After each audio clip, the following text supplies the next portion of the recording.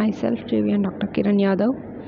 In this session, I will discuss about what is kinematics, and I will also discuss about various terms that are used in the study of kinematics. So basically, there is a branch of physics which is known as mechanics. In mechanics, we deal with the cause and effects of motion of a particle or rigid object and deformable bodies, etc. So mechanics is further divided into two different branches. First one is the kinematics and second one is the dynamics. So the word kinematics means science of motion. So kinematics is basically that branch of science or that branch of mechanics which deals with the study of motion without going into the cause of motion. Okay, and in dynamics, it is the branch of mechanics which is concerned about the cause that cause the motion of bodies. So if you are pushing a body, and by that pushing or by that force that you are applying on the body moves. Then if you need to study this problem under kinematics, then you don't need to dig deeper into what those forces are, why those forces are acting on the body. You just need to consider on the motion of the body. But if you are dealing the same problem under dynamics, then you will have to understand what these forces are and what makes the and how these forces are acting on the body. You will have to consider all these also along with the motion of the body.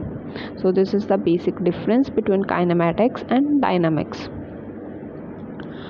So now let us see the concept of point object, point mass and particle. So while studying physics, you will frequently see some terms like consider a point object or consider a point mass. You will frequently see such words. So it will be better if you get to know what are point object or point mass at the beginning of your journey of studying physics.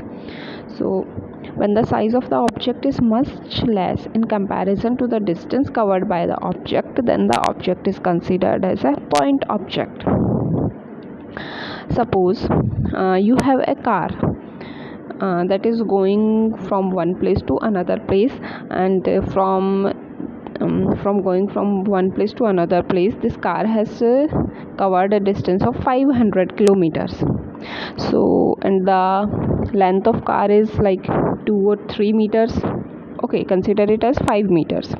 So if you compare the length of the car with the distance it has covered, you can clearly see that the length of the car is much smaller. So here the size of object, that means size of the car, is much less in comparison to the distance covered by the object. Okay, so here we can consider the car as a point object. So I hope now you are clear with the concept of point object. So you will frequently see some other terms also in physics, which are a body, rigid body or particle. Let us see what these terms are. First, a body. A body is a certain amount of matter limited in all directions and consequently having a finite size, shape and occupying some definite space. Okay, then rigid body. A body is said to be rigid if the distance between any pair of its constituent particles remain unchanged. Then particle, the smallest part of matter with zero dimension, which can be described by its mass and position, is called as a particle. Thus a particle has only a definite position but no dimension. In the problems we are going to discuss, we will consider a body to be a particle for the sake of simplicity.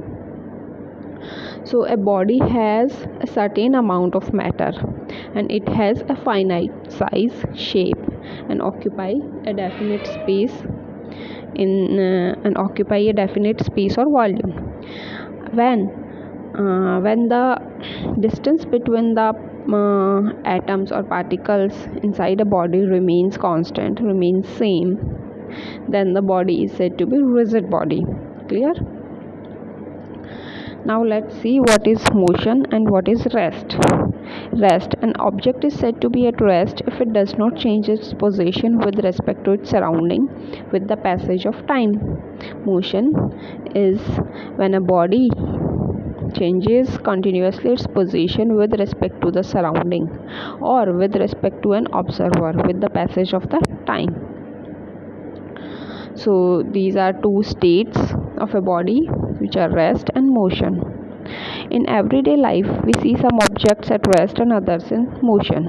Example: birds fly, fish swims, blood flows through veins and arteries, and cars moves. So all these examples are of motion. Atoms, molecules, planets, stars and galaxies, these are also in motion. Okay. So, well, there is an example. Tom and Jerry are running, both are running. So in that case they are in motion and they both are sitting.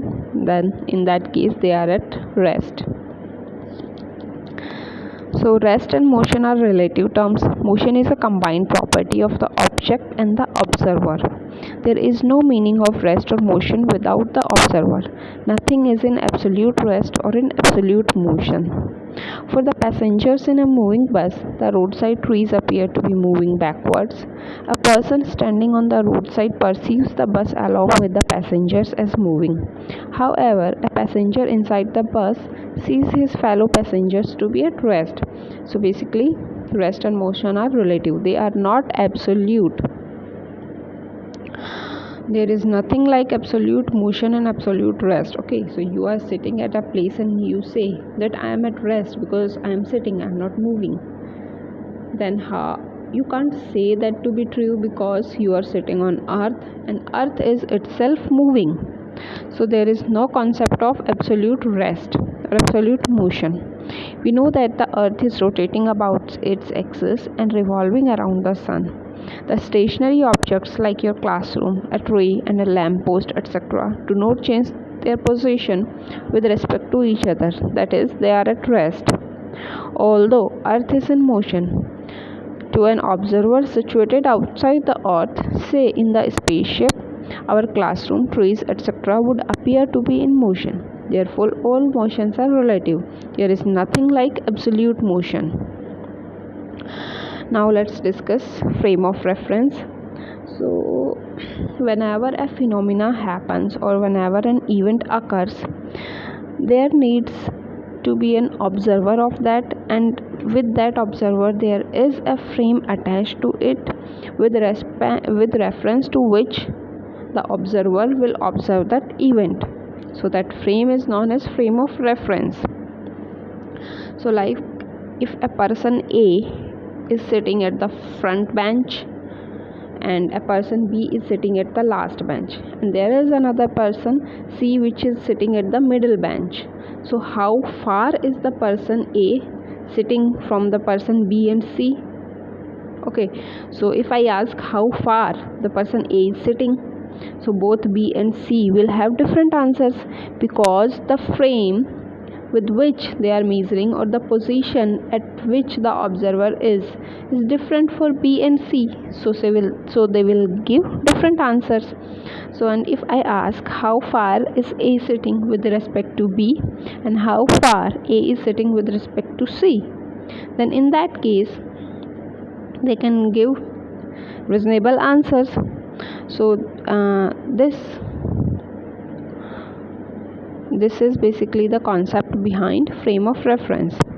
It is a system to which a set of coordinates are attached and with reference to which observer describe any event.